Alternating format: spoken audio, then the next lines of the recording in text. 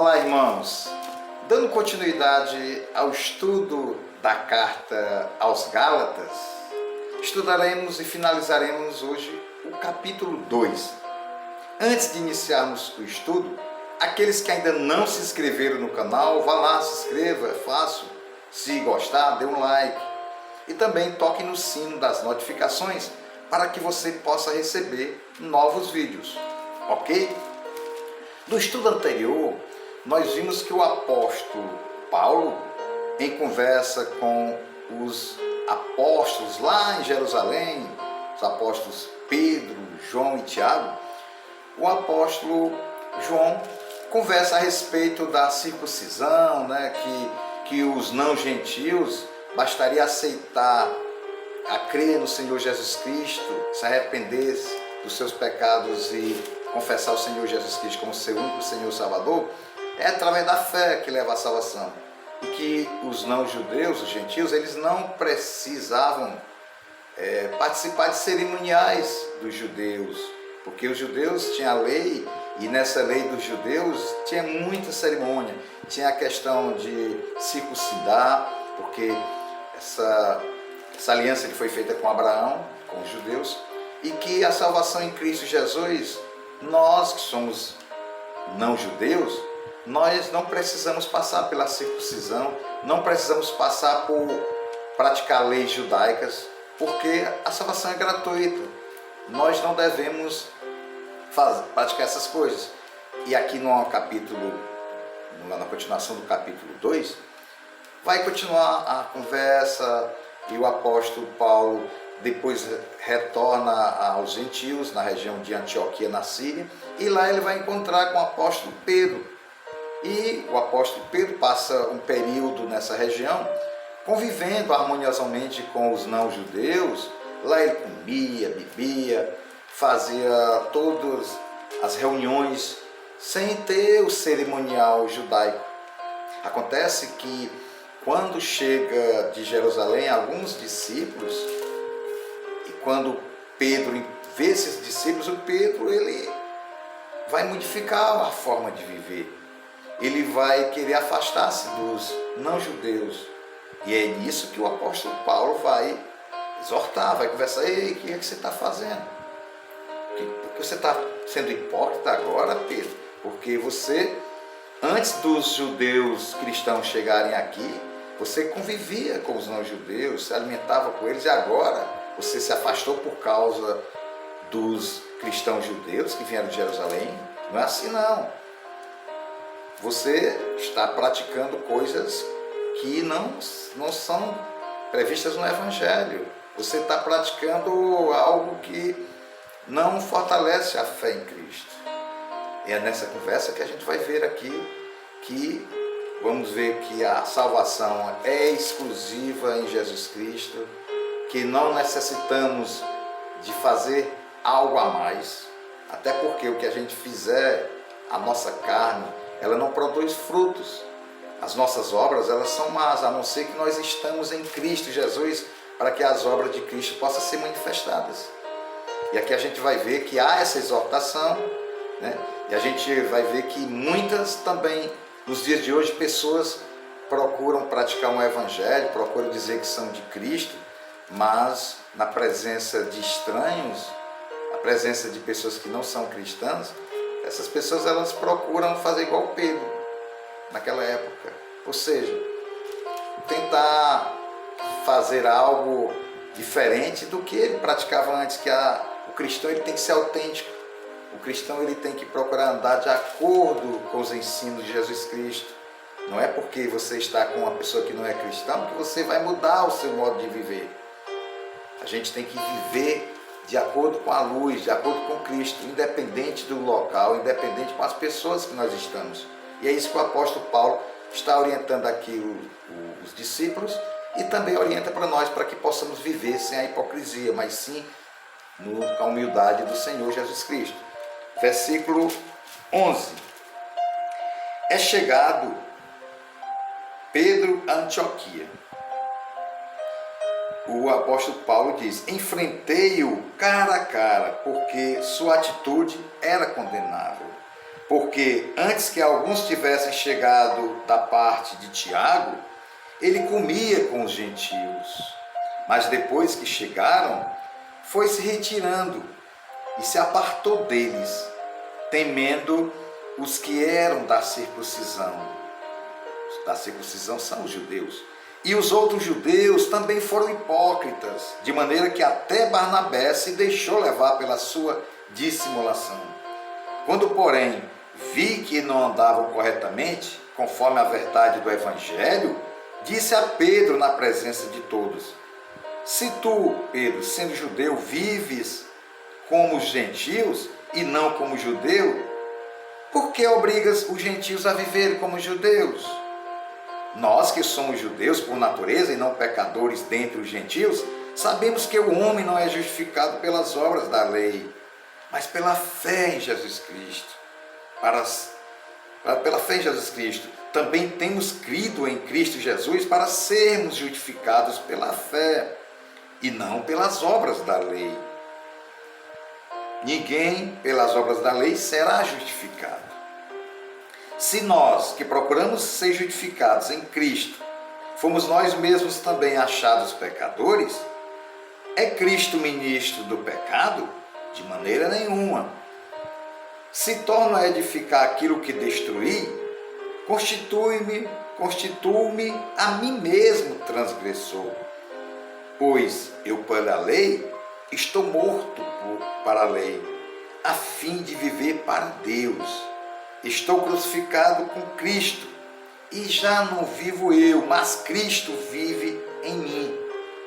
A vida que agora vivo no corpo, vivo-a na fé do Filho de Deus, que me amou e assim mesmo se entregou por mim. Não anulo a graça de Deus, pois se a justiça provém da lei, segue-se que Cristo morreu em vão. Olha só, meus irmãos, aqui o apóstolo Paulo, mais uma vez, nos fortalece, nos oferece o Evangelho verdadeiro, que Jesus Cristo é a nossa justificação, porque somos justificados por Cristo e não pelas obras. A salvação é na fé exclusiva no nome do Senhor Jesus Cristo. O homem natural não compreende essas coisas e ele, muitas das vezes, ele vai tentar fazer alguma obra para agradar a Deus e ter a salvação, e isso não é a verdade. Porque pela lei, o próprio Jesus foi crucificado na lei judaica. E o apóstolo Paulo fala para o Pedro e os demais discípulos e as pessoas, os cristãos que estavam lá em Antioquia, que nós somos justificados pela fé no Senhor Jesus Cristo, não pela lei, e que a lei não nos faz salvos, não nos faz ter a salvação e vida eterna, porque a morte de Cristo não foi em vão. Cristo foi àquela cruz, morreu pela humanidade, morreu para que pudesse o ser humano ser reconciliado com Deus novamente, onde havia perdido a comunhão lá no Jardim do Éden, quando o homem desobedeceu a Deus.